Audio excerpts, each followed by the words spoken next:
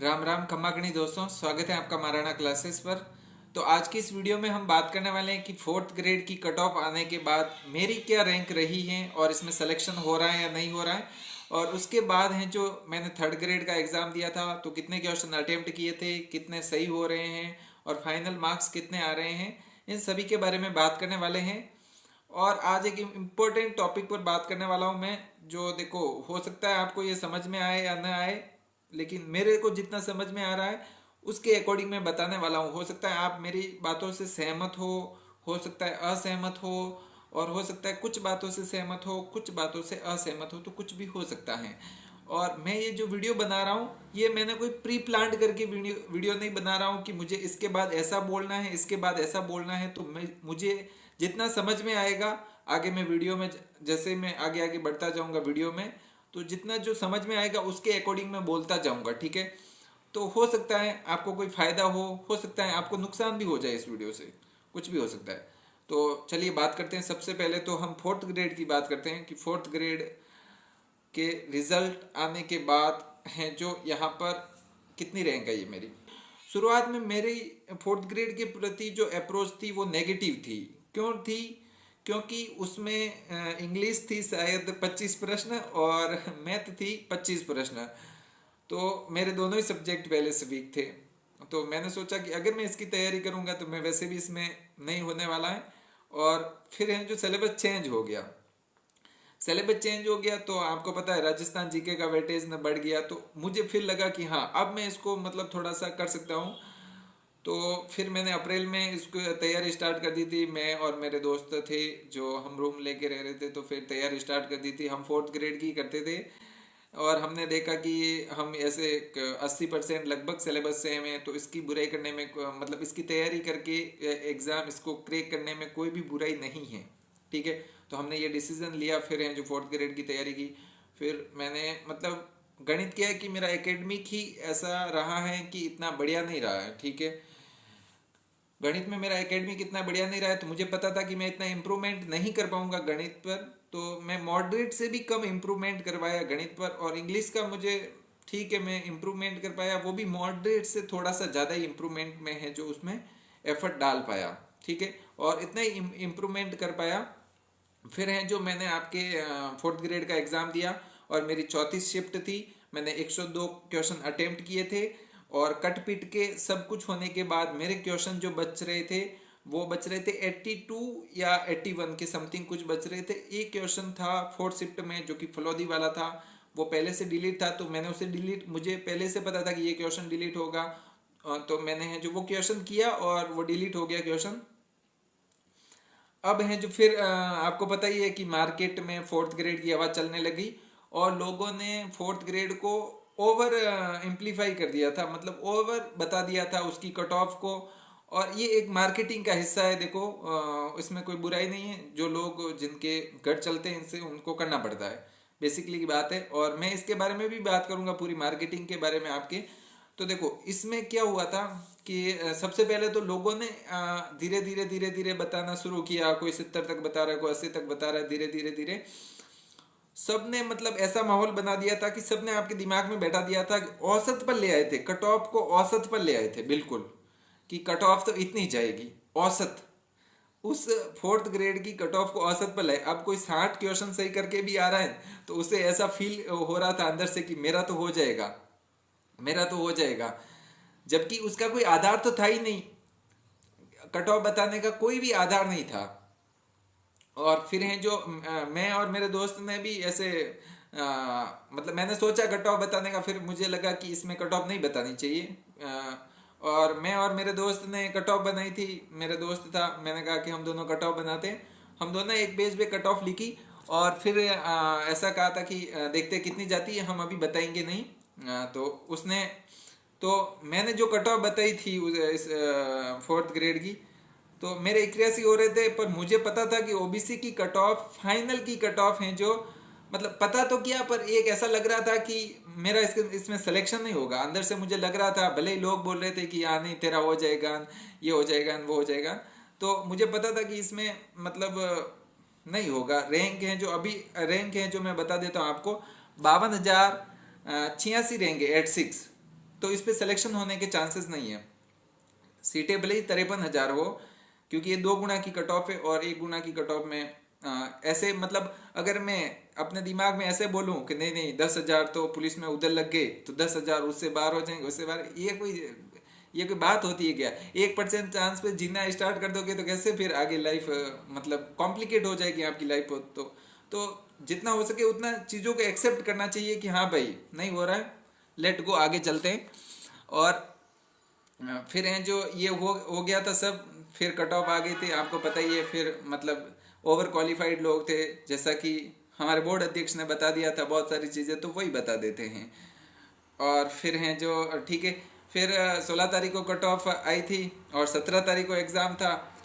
फिर मैं एग्ज़ाम देने गया तो मुझे पता था कि मुझे ऐसा अंदर से यूँ कट ऑफ कब आएगी, न्यू रिजल्ट आने वाला है, मुझे ऐसा पता था कि नंबर तो नहीं आ रहा है, वैसे लोग बोले तेरा आ जाएगा न्यू, बट मुझे पता था कि हाँ इसमें चांस नहीं है, मतलब हाँ इसमें थोड़े से और मतलब हो सकता था, बट अब कुछ नहीं हो सकता, वो सब पास्ट है और उस पर हम चेंज नहीं कर सकते।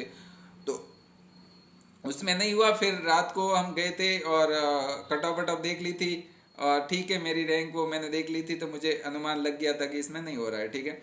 और फिर हैं जो फिर रात को हम सो गए थे, खाना वाना खा कर सो गए थे, 10:30 के समथिंग हम सो गए थे।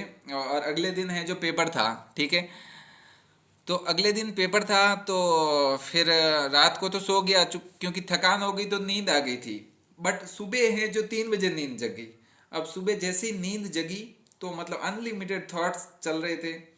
अब उन थॉट्स पे देखो कंट्रोल मतलब उसे रोकना, और मतलब मैं नींद लेना पॉसिबल ही नहीं हो पा रहा था। मतलब मेंटल हेल्थ ऐसी हो गई थी, आपको पता है। अभी तो आज मेरी मेंटल हेल्थ थोड़ी इम्प्रूव है और मैं थोड़ा अच्छा महसूस कर पा रहा हूँ। और उस टाइम मुझे ऐसा लग रहा था यार क्या हो रहा है मेरे साथ, मतलब फिर मैं उठ के पढ़ने लग गया था। 3 बजे तो मेरी नींद खुल गई थी। फिर हैं जो मतलब आधे घंटे तक तो मैंने सोने ऐसी कोशिश की, फिर मैं पढ़ने लग गया, करंट जी के पढ़ने लग गया। मैंने सोचा कि करंट की क्वेश्चन आएंगे तो करंट जी के पढ़ा, और 10वीं की किताब साथ में लेके गया था, उसमें से भी देखे। तो मुझे पता था कि 10वीं की किताब में से तो आएंगे। और अब ठीक है, तो उसमें पेपर दिया, ठीक है, उसके बारे में हम लास्ट में बात करेंगे। अब मैं मार्केटिंग के ऊपर पूरी हैं जो आपकी बात करना चाहता हूँ। देखो मार्केटिंग की दुनिया में अभी जैसे कि हमारे साथ क्या है कि हम सबका ब्रेन वॉश हो चुका है, और हम सब ऐसे माने या ना माने हम सब मूर्ख की कैटेगरी में आते हैं, इंक्लूडिंग मी। मैं ऐसा सोचता हूँ कि हम सब मूर्ख की कैटेगरी में आते हैं।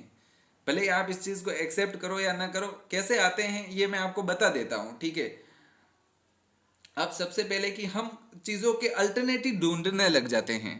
अल्टरनेटिव क्या होते हैं कि जैसे कि हमें पता है कि क्वेश्चन कहाँ से आ रहे हैं, 10वीं बोर्ड की किताब से आ रहे हैं, एनसीईआरटी से क्वेश्चन आते हैं।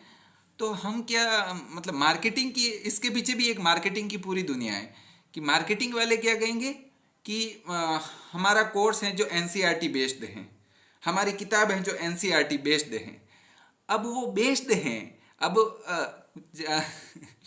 अब देखो वो बेस्ड हैं, वो पूरी वो नहीं है। अब वो पूरी वो छाप दे तो उनकी किताबें बिकेगी कैसे मार्केट में, ये बताइए आप। लोग तो ये कहेंगे कि हम तो ये मूल की जो किताब है वही पढ़ लेंगे 10वीं की, तुम इसमें क्या नया अलग कर रहे हो, तो वो उसमें से छाटेंगे स्रोत मतलब।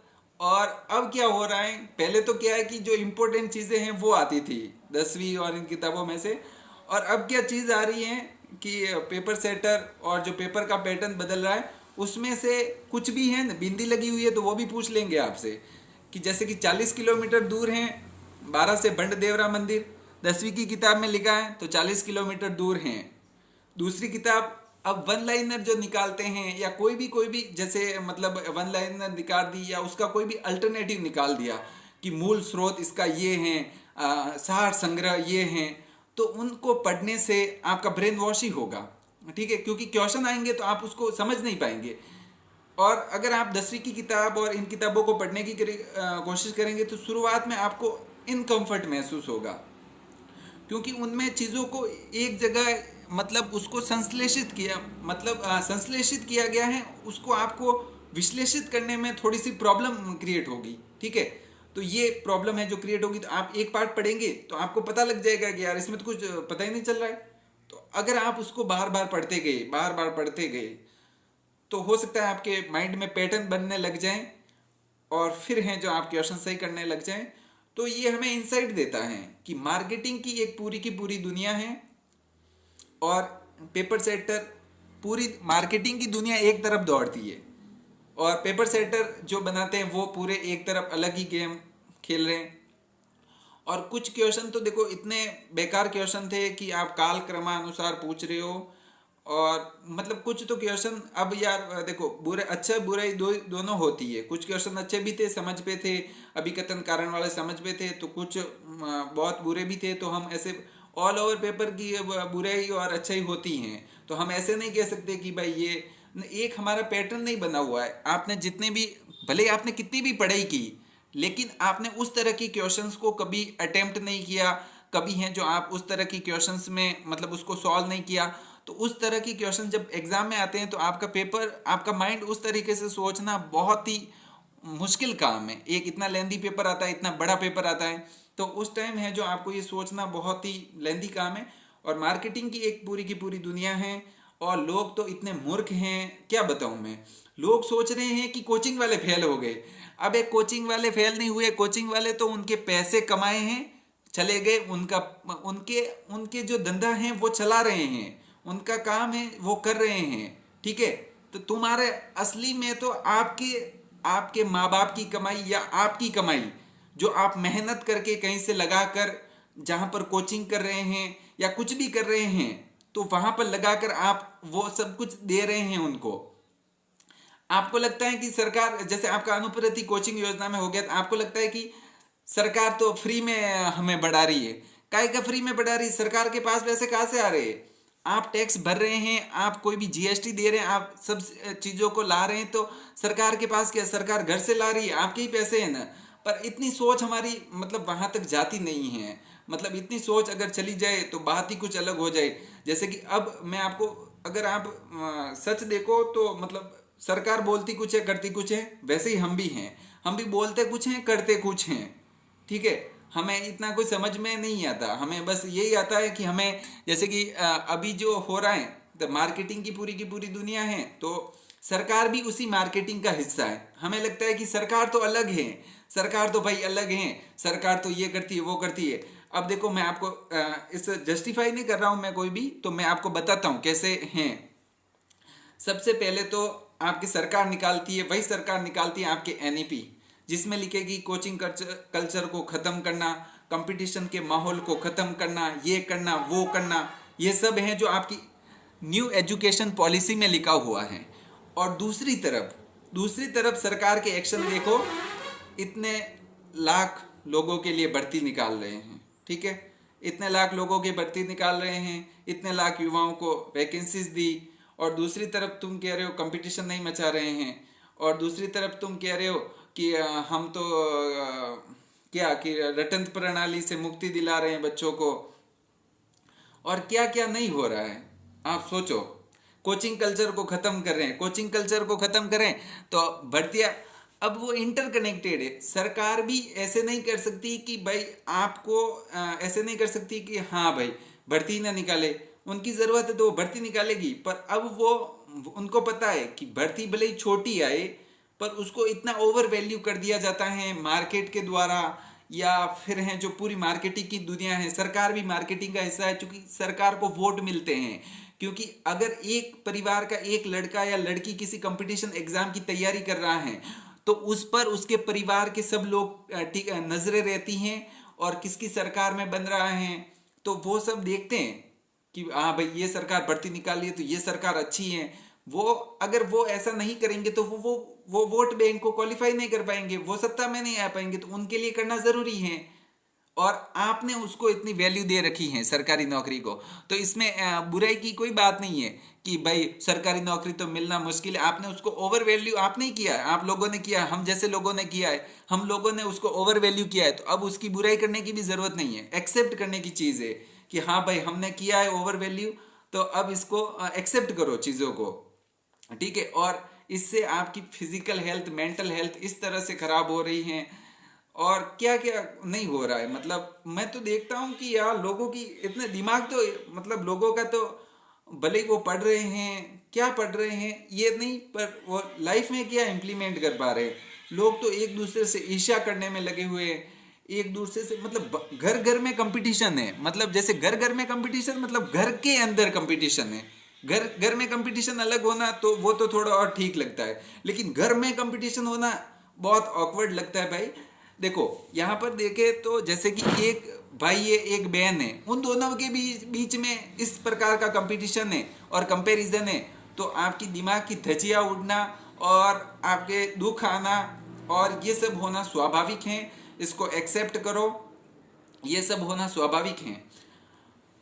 अब यहाँ पर अगर आपके कोई अच्छे लोग हैं, बहुत सपोर्टिव लोग हैं, आपके घर वाले, आपके दोस्त, तो वो आपके ऐसे टाइम पे साथ दे सकते हैं। किसी का पेपर अच्छा नहीं हुआ, क्योंकि देखो पेपर अच्छा होना और ये सब चीज़ें हमारे हाथ में बहुत कम है, क्योंकि हम मार्केटिंग का शिकार हो जाते हैं और पेपर अच्छा होना नहीं होना।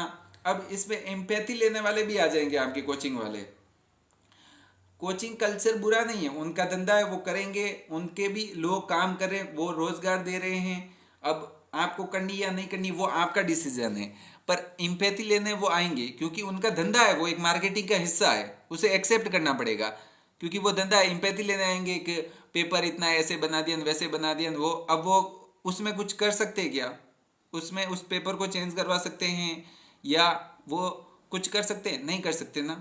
तो बस, तो इम्पैथी लेने सब आते हैं और इम्पैथी आप लोग देते हैं उनको। ठीक है, आप क्या चाहते हैं कि कोचिंग, बहुत सारे लोग तो ऐसे सोचते हैं कि कोचिंग वालों की दुकानें बंद हो जाए, ये हो जाए। कैसे होगी? जब तक डिमांड है, आपकी डिमांड है तो सप्लाई होगी ही होगी। जब तक आप डिमांड की मतलब आप जैसे कि भर्ती भले ही 2000 पद पे आए, फॉर्म 20 लाख आएंगे, तो डिमांड है तो सरकार को पता है जनता कहाँ है, तो सरकार भी वहीं पे आके बैठेगी क्योंकि उनको भी वोट वहीं से मिलते हैं। ठीक है, तो सबकी एक एक अलग अप्रोच है, पूरी अप्रोच है। और बहुत सारे तो मतलब मैं क्या बोलूँ यार, मतलब ऐसा लगता है कि मैं बोलूँगा तो आपको डिसकम्फर्ट होगा। तो मतलब मुझे ऐसा लगता है कि मैं किसी के खिलाफ नहीं बोलना चाहता और किसी के पक्ष में नहीं बोलना चाहता। आपको सोचना पड़ेगा, आपको डिसीजन लेना पड़ेगा। अगर आपने इसमें 7-8 साल दिए हैं और अभी भी साल देने का सोच रहे हैं इसी फील्ड में, और देखो आपका ब्रेन वॉश किस तरह से हो रहा है वो मैं आपको थोड़ा सा बता देता हूँ। अब यहाँ पर देखो, सबसे पहले तो ब्रेन वॉश का कारण है कि आपके जो भी कोचिंग वाले हैं या जो भी मार्केटिंग की दुनिया है, ये सब वीडियो बनाएंगे कि ये सरकार आने के बाद इतनी स्कूलें बंद कर दी, ये स्कूलें इतनी कर दी, यूं कर दी, और भर्तियां नहीं निकालती, वो नहीं निकालती। तो भाई आप जो हो, सरकारी टीचर हो, आप जो हो, आप अपने बच्चों को सरकारी स्कूल में भेज रहे हो या प्राइवेट स्कूल में भेज रहे हो, ये बताओ सबसे पहले तो।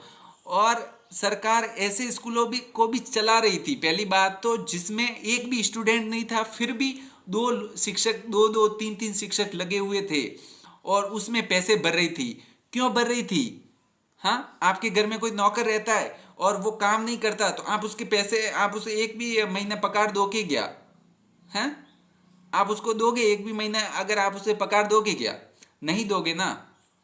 तो आपको समझना पड़ेगा, आपका ब्रेन वॉश हो चुका है और होता रहेगा ऐसे ही इम्पैथी लेकर।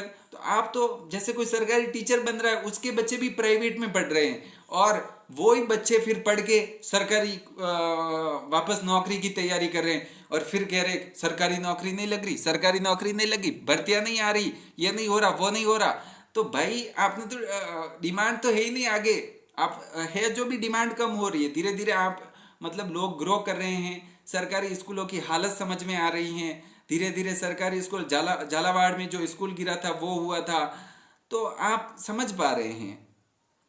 और सरकार उसका ठीकरा टीचरों को निकाल के पूरा कर रही है कि ये टीचरों की वजह से ऐसा हो गया। क्यों? गजब गजब दुनिया चल रही है और सब कुछ गजब ही हो रहा है अभी तक।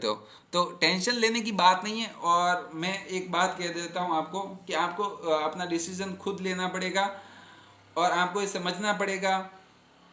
बाकी देखो, एक जो टीचर होता है या कोई भी है, तो वो उनके पास भी एक सीमित दायरा है। उन्होंने एक गवर्नमेंट जॉब की तैयारी की, वो टीचर बने, आज कोई भी प्लेटफॉर्म पे हैं, तो उनका दायरा उसी चीज़ में सोचेगा, तो वो यही कहेंगे। और उनके पीछे हो सकता है उनका सेल्फ मोटिवेट इस तरह से हो कि आप इसमें नहीं हुए तो आप अगली भर्ती की तैयारी करो, आप इसमें नहीं हुए तो आप अगली भर्ती, क्योंकि उनको तो भाई देखो धंधा चलाना पड़ता है, इसमें कोई एब्सोल्यूट बात नहीं है। इसमें मैं ऐसे कहता हूँ कि भाई हाँ सच बोल जाए वो, कि भाई अगर आप, और यहाँ पर हमारा दिमाग तो इस तरह से खराब तो इस तरह से होता है कि लोगों की इतनी भी समझ नहीं है कि लोगों को जो दिखा रहे हैं उसको सच मान रहे, और लोग एक दूसरे को शेयर करते हैं और बातें करते हैं। जैसे कोई 10 साल में 10 साल के बाद 10 साल के संघर्ष के बाद आज कोई सरकारी नौकरी ले पाया, तो उसकी वैल्यू तो इतनी बढ़ा रहे हैं कि मतलब इसने इतना संघर्ष किया इतना। तो ये अच्छी बात है कि ये बुरी बात है, मुझे ये बताइए। वो एक एग्जाम्पल है जिसने ये सरकारी नौकरी ली है, हो सकता है उसने कितने पैसे लगाए हैं, कितना कुछ किया है, कितनी मेंटल हेल्थ लगाई है, और वो एक एग्जाम्पल है। एक एग्जाम्पल हो सकता है 100 में से ऐसे 10 एग्जाम्पल हो जो 10 साल के बाद नौकरी लग रहे हैं, और 99 ऐसे एग्जाम्पल हो जो आपके सामने ही नहीं आए, जिनकी लाइफ खराब हो चुकी इस कंपटीशन से, उनके मेंटल हेल्थ पूरी तरह से खराब हो गई और वो अंदर घुटन महसूस करने लगे, और हो सकता है कोई मतलब आगे का कदम भी किसी ने ले लिया हो। तो वो सब किसी के समझ में नहीं आता। ठीक है, हम बातें करते हैं, डेटा को सांख्यिकी रूप से देखा जाए तो आप कंपेयर करना। ठीक है, अगर आपको मतलब लगता है कि 10 साल के बाद भी अगर नौकरी लगे तो इससे अच्छा है, ठीक है, आपको लगता है कि हाँ मैं 10 साल तैयारी करने के बाद कोई सरकारी नौकरी लग गया तो ये अच्छा है, तो आप कंपेयर करना। आपके स्कूल में जो कंपेयर, अभी तो मैं बोल रहा था कि कंपैरिजन नहीं करना चाहिए, बट देखो मैं जो डेटा जो आपको बता रहा हूँ उसके अकॉर्डिंग जो आप कंपेयर करोगे वो, तो देखो सबसे पहले तो आपको कंपेयर ये करना चाहिए कि आपके साथ जो स्कूल में बच्चे थे उसमें जैसे किसने 12वीं करके कहीं बाहर चला गया, कोई काम पकड़ लिया उसने, तो वो आपसे ज़्यादा ग्रो करा है, वो अकेला नहीं है, उसके डेटा उस जैसे, आप जैसे आपकी 12th में जितने भी लड़के थे उसमें से 2 लड़कों ने कंपटीशन एग्जाम, 10 लड़के थे उसमें से 2 लड़कों ने कंपटीशन एग्जाम को चुना और 8 लोगों ने कंपटीशन एग्जाम को नहीं चुना। अब उन 8 लोगों का आपको डेटा देखना चाहिए, क्या उनकी लाइफ आपसे बेटर है, तो कौन सा ऑप्शन सही था। लेकिन इतनी सोच हमारी, हम सोच ही नहीं सकते, क्योंकि इतनी सोच हमारी वहाँ तक जाती नहीं है, और हम ओवर वैल्यू कर देते हैं, और हम क्या भक्त बहुत जल्दी बन जाते हैं। हमारे प्रॉब्लम है ये, मतलब हम सब भारतीयों की ये प्रॉब्लम है, इंक्लूडिंग मी। मैं इसको स्वीकार करता हूँ कि हम सब भक्त बन जाते हैं, किसी के भी भक्त बन जाते हैं। कोई भारत में कोई भी बाबा आता है वो भक्त बना देता है, फिर लूट के चला जाता है। ऐसे ही हम किसी के भक्त बन जाते हैं। हम जैसे कि आप किसी कोचिंग में गए, और आप उस कोचिंग से सिलेक्शन हुआ, तो आपको ये लगता है कि उस कोचिंग की वजह से मेरा सिलेक्शन हुआ, मैंने मेहनत की। उसमें ये 2-3 कारण ही नहीं थे भाई, उसमें बहुत सारी तुम्हारी स्कूलिंग भी थी, बहुत सारा कुछ था, तुमने कितने साल से मेहनत की, क्या क्या कंटेंट को किस तरह से पढ़ा, किस तरह से प्रैक्टिस की, उसमें बहुत सारे फैक्टर थे। लेकिन तुम्हें ये लगेगा कि मैंने उस कोचिंग की वजह से है जो मतलब नौकरी लग गई। तो अब कोई तुम्हारे पास आएगा राय लेने, तो तुम उस कोचिंग का डायरेक्ट नाम लोगे और उसका कोर्स उसको बिचवा दोगे।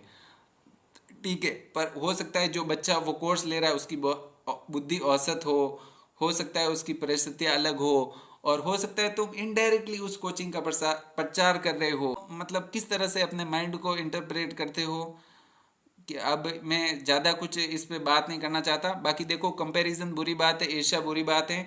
आपके जीवन में अच्छे लोग होने चाहिए, अच्छे दोस्त, अच्छे माता पिता जो आपका इस टाइम पे साथ दे। देखो डिप्रेशन में ये बड़ी बात है कि हम अपने आप को आइसोलेट करने में लगे रहते हैं। हम चाहते हैं कि हम अपने आप को ऐसे जोन में रखें जहाँ पर हमें कोई पूछे नहीं। तो देखो आपको कोशिश करनी चाहिए कि आप फेस करो चीज़ों को, जो भी डर है उसको फेस करो, जो भी बोल रहा है उसको जवाब दो। तो आपको जवाब देना चाहिए मेरे अकॉर्डिंग। तो उससे आप अगर आप जवाब दोगे तो आपकी सेल्फ इम्प्रूव होगी, आपको अच्छा लगेगा। और आपके मम्मी पापा अगर आपके इस टाइम पे साथ दे रहे हैं तो उनका और आपके दोस्त का बहुत बहुत धन्यवाद है ऐसे टाइम पे। जो अगर आपने 5 से साल तैयारी की, 7-8 साल तैयारी की, फिर भी नहीं हो रहा है और वो आपको बुरा नहीं बोले तो बहुत अच्छी बात है। उनकी रेस्पेक्ट करो और उनके लिए अब कोई मतलब अच्छी सोच के साथ अपनी रेस्पॉन्सिबिलिटी को निभाओ, कोशिश करो। और कंपटीशन एग्ज़ाम एकमात्र रास्ता नहीं है, और भी बहुत सारे रास्ते हैं। जब तक हम किसी रास्ते पर चलेंगे नहीं तब तक हमें आगे का नज़र नहीं आएगा। और जो भी टीचर हैं वो तो उनकी एक सोच उनकी एक दायरे में है, तो वो तो आपको ऐसा ही बोलेंगे कि तुम्हारे पास ऑप्शन क्या है, तुम्हारे पास ये। हाँ, तो मैं बात कर रहा था, वो स्टोरेज फुल हो गया था तो वीडियो कंप्लीट हो गया था। तो मैं ऐसे बात कर रहा था कि जो भी आपके साथ अभी साथ में हैं उनको, आपका अगर साथ दे रहे मम्मी पापा तो उनको धन्यवाद बोलो। और मतलब जो भी टीचर हैं उनको भी देखो, आपको ऐसे इस दृष्टिकोण से देखना चाहिए कि वो अपनी एक सोच से बोल रहे हैं। हो सकता है उनका सेल्फ मोटिव भी हो उसके पीछे। तो आपको सोचना चाहिए अपनी लाइफ के बारे में, आपको डिसीजन लेना चाहिए कि अब आगे मुझे किसी भर्ती की तैयारी करनी है या कोई और काम करना है, ठीक है। क्योंकि एक लिमिटेड टाइम है हमारे पास कि या तो फिर आप एक ऐसी सिचुएशन में जाओगे जब आप डिसक्वालीफाई होंगे पूरी तरह, तभी आप इस गेम से बाहर आओगे। तब तक बहुत देर हो चुकी होगी। तो प्रिपेयर कीजिए अपने आप को। बाकी बहुत अच्छी बात है अगर आपके पास अच्छे दोस्त हैं जो कंपैरिजन नहीं करते हैं। और देखो, कंपैरिजन होता है, मैं भी कोशिश करता हूँ कि नहीं हो, लेकिन कंपैरिजन होता है, इसमें बुरा ही नहीं है। अगर आप इसे पॉजिटिव वे में लो तो थोड़ा ठीक है। लेकिन अगर आप ईर्ष्या करने लग जाओ कि किसी के, आपके दोस्त के ज़्यादा हो रहे हैं या कम हो रहे हैं, तो उससे ईर्ष्या करने लग जाओ या उससे जलने लग जाओ, तो फिर आपके अंदर एक मतलब आपको समझना चाहिए अपने को कि इससे क्या हो रहा है, मेरी लाइफ ही ख़राब हो रही है या दूसरे की ख़राब हो रही है। तो आपकी खुद आप अपने आप को गिरा रहे हो एक लेवल पर। तो आपको समझना चाहिए। ये कब समझोगे आप, जब आप इस चीज़ को 1-2 बार गुजर चुके होंगे। ऐसे ही समझ में नहीं आएगी कि मतलब ईर्ष्या क्या है और इससे मतलब कंपैरिजन कैसे कम करना है। तो ये सब कब समझ में आएगा, जब आप इस चीज़ को फेस करोगे। इम्पोर्टेंट बात यही है कि इस चीज़ को फेस करोगे तब समझ में आएगा। बाकी मैं और कुछ ज़्यादा, आज मैंने बहुत ज़्यादा बोल दिया है और मैं फर्स्ट टाइम ही मतलब ऐसे आकर मैं इतनी बात कर रहा हूँ कि यूट्यूब चैनल पर मैं फर्स्ट बार आ रहा हूँ। तो देखो, मुझे नहीं लगता कि 52,086 पर होगा, फोर्थ ग्रेड में नहीं होगा। और थर्ड ग्रेड में मैंने आपको बताया नहीं, बाकी अब बता देता हूँ।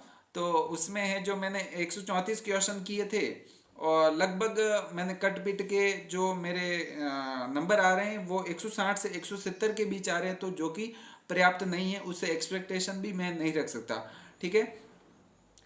अब और मैं क्या बताना चाहता हूँ कि जैसे मैं कल मेरे दोस्तों से बात कर रहा था, तो मतलब मैं बहुत डिप्रेस था रियलिटी में। मतलब मुझे इतना अनकंफर्टेबल लग रहा था। मुझे फोर्थ ग्रेड से ज़्यादा उम्मीद थी वैसे, तो इसलिए मुझे थोड़ा अनकंफर्टेबल लग रहा था। तो मैं दोस्तों से बात कर रहा था, तो मतलब यूँ मुझे एक अच्छी वाइब मिली। मतलब जैसे किसी दोस्त की मम्मी ने ये कहा कि बेटा ऐसे कि मतलब यूँ ज़िंदगी ख़त्म नहीं हुई है, हम और तैयारी कर लेंगे, और मतलब यूँ ज़िंदगी से थोड़ी हारे हैं। तो उनकी मम्मी ने बोला तो मुझे अच्छा लगा। ऐसे मतलब ऐसे बहुत सारे लोग होंगे आपके आसपास जो आपकी वैल्यू को समझते हैं, या आपको मतलब अच्छा फील कराने के लिए, या आपको मतलब यूं कि ये समझाते हैं कि अभी लाइफ ख़त्म नहीं हुई है। क्योंकि हमारा माइंड नेगेटिविटी को पकड़ लेता है ऐसे टाइम पर, और ये स्वाभाविक बात है। और आपके टाइम अभी ऐसा होना ज़रूरी है। मतलब थोड़ा नेगेटिविटी अगर आपके अंदर आ रही है तो स्वाभाविक है भाई, तैयारी की है किसी एग्ज़ाम के लिए तो आना स्वाभाविक है। बस उसे सर पर न चढ़ाना है, और कोई भी चीज़ को इतनी ओवर वैल्यू नहीं करनी है कि जो आपको अंदर से ख़त्म कर दे। तो बस यही कहना चाहता हूँ कि जो लोग हैं जो सपोर्ट कर रहे हैं मुझे, अभी अभी भी मेरे साथ मतलब जो कनेक्टेड हैं as a friend, as a मेरे मम्मी पापा, मेरी सिस्टर, इन सब लोगों का धन्यवाद। और जो भी लोग सपोर्ट कर रहे हैं अभी भी, जो मैं उनसे खुल के बात कर सकता हूँ कि मेरे साथ क्या हो रहा है, क्या मतलब मैं कैसा फील कर रहा हूँ, तो वो मुझे जज नहीं करते और मुझे ऐसा मतलब ऐसा कहते हैं कि हाँ, कुछ अच्छा किया जा सकता है, ठीक है, इसमें नहीं हुआ तो क्या हुआ। तो ये ज़रूरी है। बाकी इम्पैथी लेने वाली बात अलग है, वो एक मार्केट की दुनिया है। बाकी ये लोग जो आपके जेन्युइन फ्रेंड हैं, जो आपके मम्मी पापा हैं वही आपका साथ दे सकते हैं ऐसे टाइम पर। और ऐसे मम्मी पापा अगर कोई भी मेरी बात सुन रहे तो आपको जेन्युइनली अपने बच्चे को सपोर्ट करना चाहिए, क्योंकि अभी वो इमोशनली आपके अंदर से पूरी तरह से टूट चुका है। तो आपको सपोर्ट करने की ज़रूरत है। अगर आप सपोर्ट नहीं करेंगे तो कौन करेगा? बाहर के लोग तो मज़े लेने के लिए तुले हुए हैं, और मज़े लेने, भाई लोग मज़े ले रहे हैं इसका मतलब ये नहीं कि लोग गलत हैं। लोग भी तो हम ही हैं ना। हम नहीं मज़े लेते क्या? हम दूसरों के मज़े लेते तो दूसरे हमारे भी मज़े लेते हैं। जब दूसरे हमारे मज़े लेते हैं तब तो हमें बुरे लगता है, और जब हम दूसरों के मज़े लेते हैं तब तो हमें बड़ा अच्छा लगता है। तो कोई भी चीज़ सही गलत पूरी तरह नहीं होती, सही या गलत मतलब मिक्स होती है। तो ज़्यादा आज मैंने बहुत ज़्यादा बोल दिया है। अब मैं चाहता हूँ कि बस रुक जाऊँ मैं, वरना मैं बोलता ही जाऊँगा और अपने आप को रोक नहीं पाऊँगा। तो मैं इतना ही कहना चाहता हूँ, धन्यवाद। और बाकी तो देखो, आपका डिसीज़न है, आप खुद लेंगे अच्छा रहेगा। जितना भी जो भी डिसीज़न है वो आप लेंगे, आपकी लाइफ जिस भी डायरेक्शन में जाएगी वो आपके डिसीज़न से जाएगी। किसी दूसरे की राय को सुनकर समझकर, दूसरे की राय को सुनकर डिसीजन नहीं लेना चाहिए, दूसरे की राय को सुनकर समझकर, और उसे अपनी लाइफ में आपकी जो भी सिचुएशन है उसे देख कर हैं जो इम्प्लीमेंट करना चाहिए।